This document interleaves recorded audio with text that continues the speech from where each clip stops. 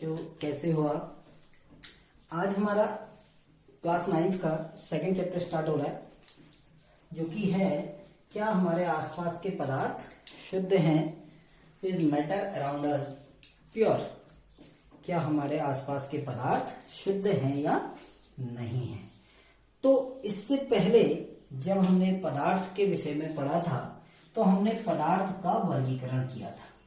हम जब पदार्थ के विषय में पढ़ रहे थे हमने पदार्थ का वर्गीकरण किया था। आप थोड़ा रिकॉल करना। पहला वर्गीकरण था भौतिक वर्गीकरण।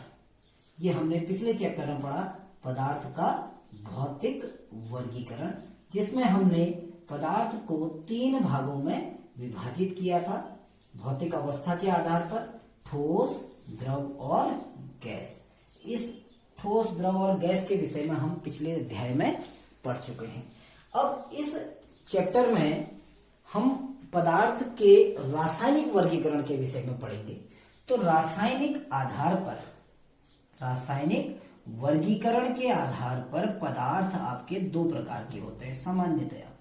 एक पदार्थ तो होते हैं जिनको कहा जाता है शुद्ध पदार्थ। इसीलिए चैप्टर है क्या हमारे आसपास के पदार्थ शुद्ध है या नहीं है। तो हम शुद्ध और अशुद्ध पदार्थों के विषय में इसमें बात करेंगे। तो 2 रासायनिक वर्गीकरण के आधार पर, एक होते हैं शुद्ध पदार्थ और दूसरे होते हैं अशुद्ध पदार्थ, जिन्हें मिश्रण भी कहा जाता है। अशुद्ध पदार्थ या मिश्रण, इसका दूसरा नाम होता है मिश्रण, मिक्सचर जिसको हम कहते हैं। पुनः शुद्ध पदार्थों को फिर से 2 भागों में बांट दिया जाता है, तत्व और यौगिक में। यानी जो शुद्ध पदार्थ हैं उन्हें पुनः 2 भागों में बांट दिया जाता है, तत्व और यौगिक में। यानी एलिमेंट और कंपाउंड में हमने उनको चेंज कर दिया। अशुद्ध पदार्थ और जो मिश्रण है इसको भी 2 भागों में बांटा जाता है। एक होता है समांगी मिश्रण, एक होता है समांगी मिश्रण और एक होता है विषमांगी मिश्रण। अब ये होते क्या है, एक एक करके इस चैप्टर में इनके विषय में बात करेंगे। अभी हमने एक फ्लो चार्ट बनाया जिसके आधार पर हमने पदार्थ को 2 भागों में वर्गीकृत किया। भौतिक वर्गीकरण, जिसके आधार पर पदार्थ 3 प्रकार के होते हैं, ठोस, द्रव और गैस। और रासायनिक वर्गीकरण के आधार पर पदार्थ 2 प्रकार के होते हैं, शुद्ध पदार्थ और अशुद्ध पदार्थ। अशुद्ध पदार्थ को हम मिश्रण भी कहते हैं। पुनः शुद्ध पदार्थों को 2 भागों में बांट दिया गया, तत्व और यौगिक। और अशुद्ध पदार्थ या मिश्रण को 2 भागों में बांट दिया गया, समांगी मिश्रण और विषमांगी मिश्रण।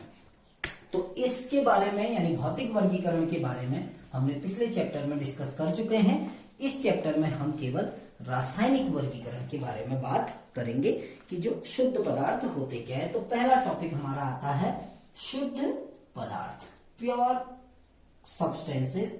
जो शुद्ध पदार्थ क्या होते हैं, अब ये समझना कि शुद्ध पदार्थ और अशुद्ध पदार्थ का मतलब उस पदार्थ को खा सकने योग्य या नहीं खा सकने योग्य से मतलब नहीं है। यानी हम सामान्य बोलचाल की भाषा में यही कहते हैं कि यह अशुद्ध पदार्थ है, इसको नहीं खाना है, ये शुद्ध पदार्थ है, इसको खाना है। लेकिन रसायन की बोलचाल की भाषा में हम शुद्ध पदार्थ किसे कहते हैं कि ऐसा पदार्थ जो एक ही प्रकार के अवयवों से बना हो, यानी जिसमें सारे अवयव एक ही प्रकार के हों, एक ही प्रकार के अवयवों से बना पदार्थ। यानी ऐसा पदार्थ जो एक ही प्रकार के अवयवों से बना हो उसको हम कहते हैं शुद्ध पदार्थ। तो शुद्ध पदार्थ की परिभाषा क्या हो गई कि ऐसा पदार्थ जो केवल एक ही प्रकार के अवयवों से बना होता है, यानी उसमें जो घटक कण है वो घटक कण एक ही प्रकार के होते हैं, ऐसा पदार्थ कहलाता है शुद्ध पदार्थ।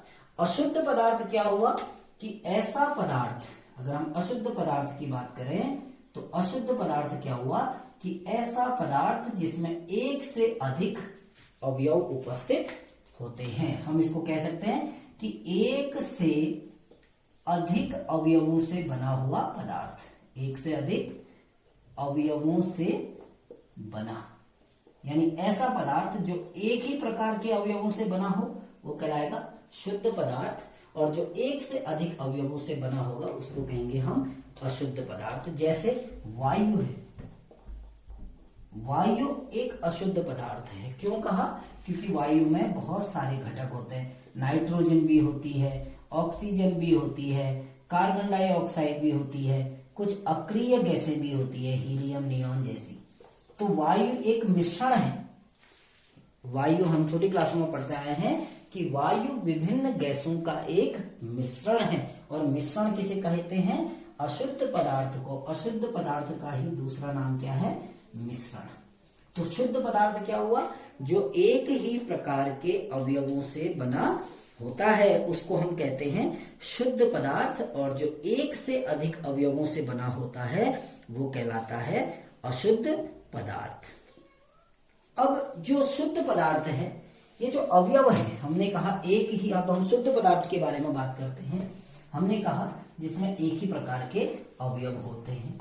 अब ये अवयव जो हमने प्रयोग किया शब्द का, ये अवयव अणु भी हो सकते हैं, ये अवयव आपके परमाणु भी हो सकते हैं।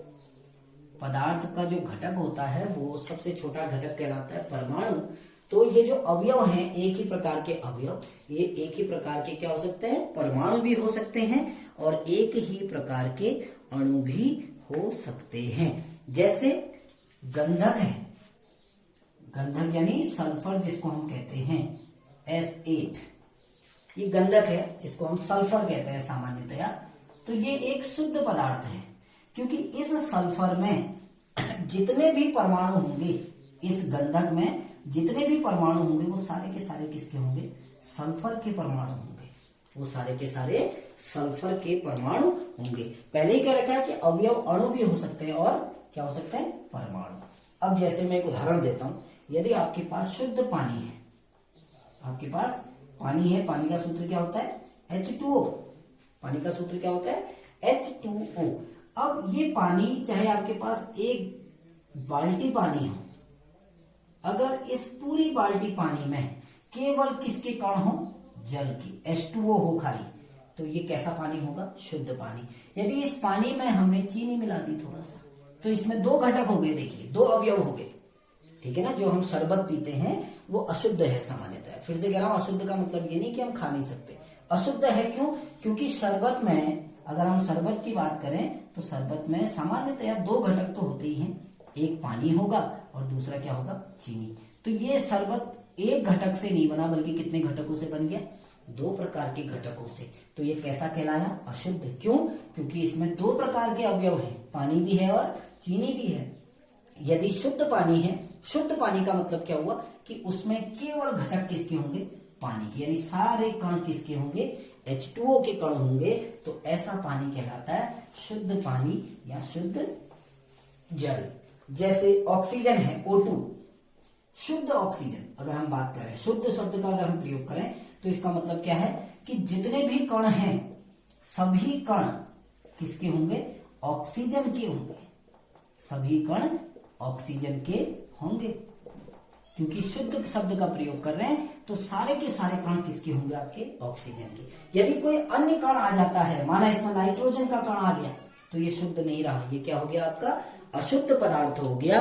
तो शुद्ध पदार्थ किसे कहते हैं? जिसमें सारे अवयव एक ही प्रकार के होते हैं, वो कहलाता है शुद्ध पदार्थ। और शुद्ध पदार्थ के परिभाषा में हम थोड़ा और जोड़ देते हैं कि शुद्ध पदार्थ को हम किसी भी भौतिक विधि द्वारा विभाजित नहीं कर सकते हैं।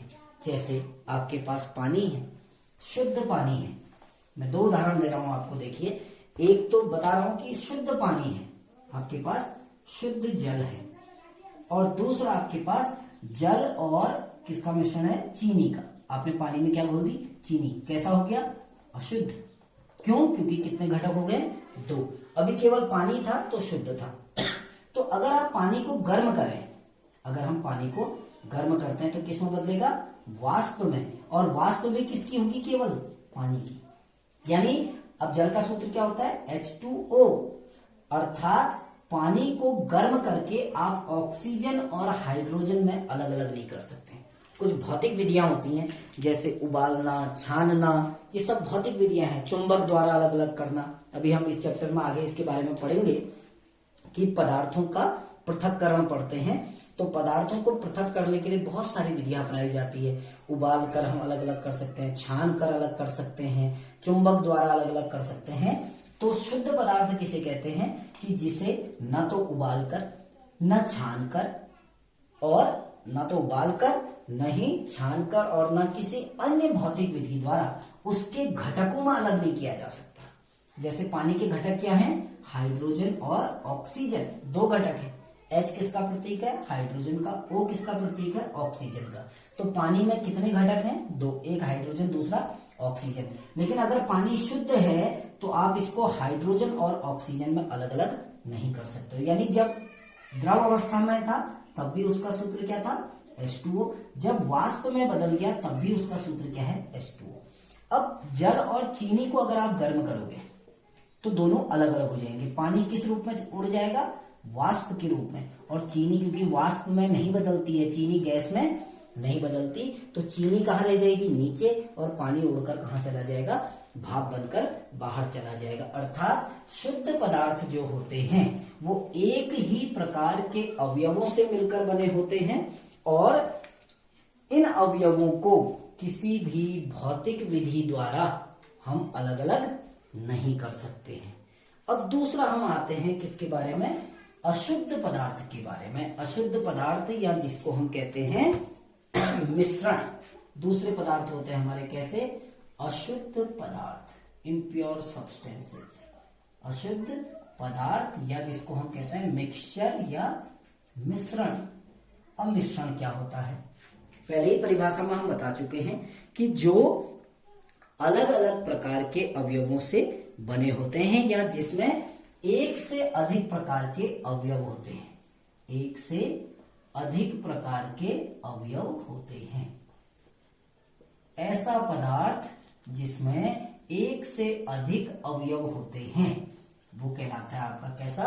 अशुद्ध पदार्थ, या जिसको हम कहते हैं मिश्रण। जैसे उदाहरण देता हूं, दूध। दूध एक अशुद्ध पदार्थ है या एक मिश्रण है। दूध में बहुत सारी चीजें होती हैं। दूध में प्रोटीन होता है, दूध में कार्बोहाइड्रेट होता है, दूध में कार्बोहाइड्रेट होता है, दूध में पानी होता है, मिनरल होते हैं, बहुत सारे घटक होते हैं। और भौतिक विधि द्वारा हम इन सबको अलग कर सकते हैं। दूध से प्रोटीन, यानी दूध से क्या निकाला जाता है? पनीर बाहर निकाला जाता है, प्रोटीन अलग हो गई। दूध से लैक्टोज बाहर निकाला जाता है, लैक्टोज यानी कार्बोहाइड्रेट हो गया। ऐसे ही दूध से पानी को भी अलग किया जा सकता है। तो दूध एक प्रकार का अशुद्ध पदार्थ है। क्यों अशुद्ध पदार्थ कहा? क्योंकि दूध में एक से अधिक प्रकार के घटक उपस्थित होते हैं।